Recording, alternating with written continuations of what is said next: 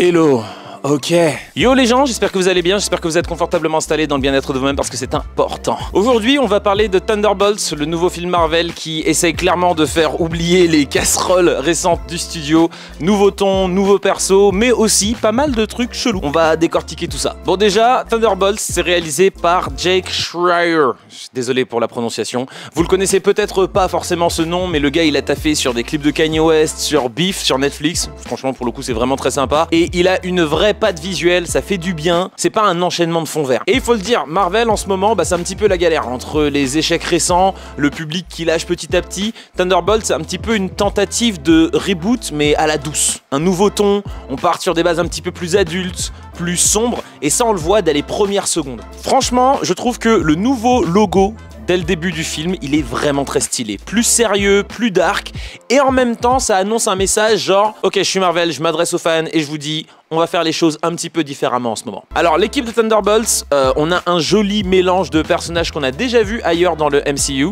Yelena Belova, qui est interprétée par Florence Pugh, qui est toujours aussi badass. Bucky Barnes, a.k.a. le soldat de l'hiver. The Red Guardian, toujours dans sa vibe papounet soviétique. On a Ghost, qui est là. Taskmaster, qui n'avait absolument pas été respecté dans Black Widow, et vous allez voir dans celui-ci, c'est presque pire. Et on a aussi Valentina, mystérieuse, chelou, je l'aime beaucoup. Ah, et puis, faut quand même pas oublier Bob, voilà, le petit nouveau, qui s'impose comme certainement le personnage le plus intéressant du film, même si parfois, je comprends pas forcément toujours ce qu'il fait, spoiler alerte, pourquoi il rejoint Valentina. On retrouve évidemment des vibes très MCU, le procès de Valentina, personnellement il me fait penser au procès de Tony Stark dans Iron Man 2, Iron Man 2, on articule. Il y a Stan qui m'avait fait penser à un truc et je trouve qu'il a totalement raison, la relation entre Yelena et Bob, elle fait vraiment écho à la relation entre Natasha et Bruce Banner, comme si finalement Bob c'était le nouveau Hulk. Grosse référence également au plan séquence iconique Avengers, là tu sais genre les Avengers ils affrontent le méchant et on a le plan circulaire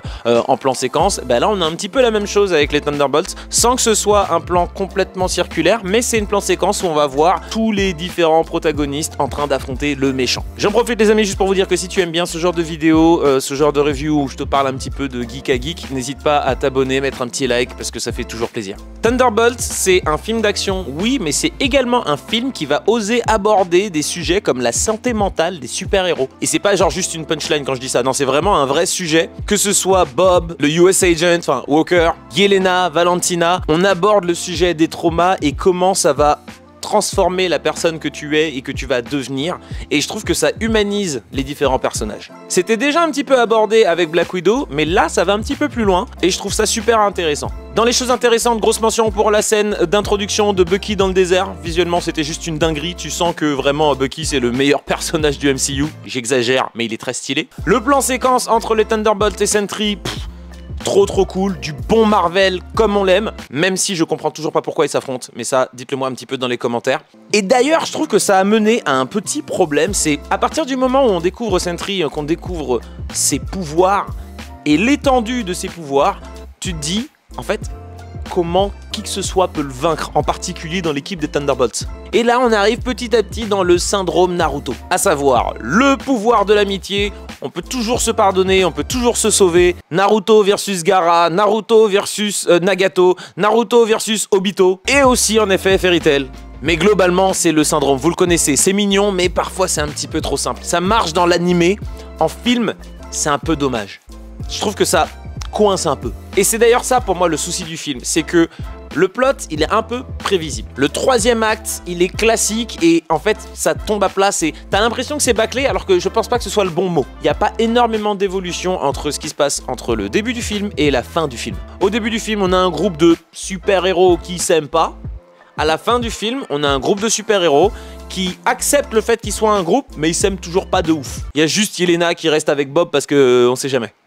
Et ouais, je pense qu'on était également beaucoup à avoir un peu deviné pourquoi il y avait un astérix à la fin de Thunderbolts. Alors forcément, j'ai l'impression que ça donne vachement d'aspects négatifs, mais les persos sont cool, les scènes d'action, elles envoient. C'est un bon film du MCU qui pose de bonnes bases pour la suite et on commence à voir un truc qui se construit. Mais je pense qu'il serait quand même temps d'entrer un petit peu plus dans le vif du sujet. Ça fait un moment que le MCU nous pose des bases. Il y a 2 scènes post-crédits, donc restez bien jusqu'au bout, hein, évidemment.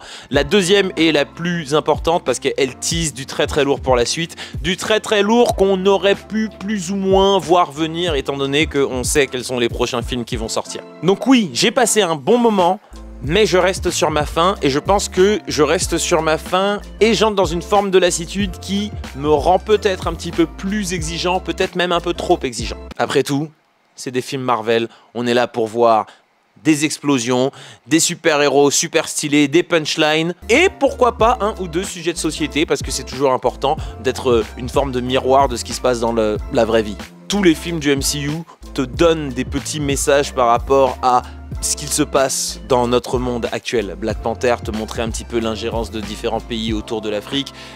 Captain America and the Winter Soldier, ça te donnait un regard un petit peu différent sur les personnes qui nous gouvernent. Et là, ça nous montre un petit peu la corruption dans le monde politique américain. En particulier en ce moment, je trouve ça marrant. Tout en abordant les sujets importants tels que la santé mentale, la bipolarité et quels sont les dégâts que cela peut avoir sur la psyché de quelqu'un. Dans quelques jours, je vais vous sortir une petite vidéo, les amis, sur les films Fanon et Zion, dans un registre complètement différent, mais que je trouve moins intéressant. J'ai tourné la vidéo genre tout à l'heure, donc d'abord, je monte celle-ci, et après, je vous balance celle sur ces 2 films qui parlent d'une manière ou d'une autre des Antilles.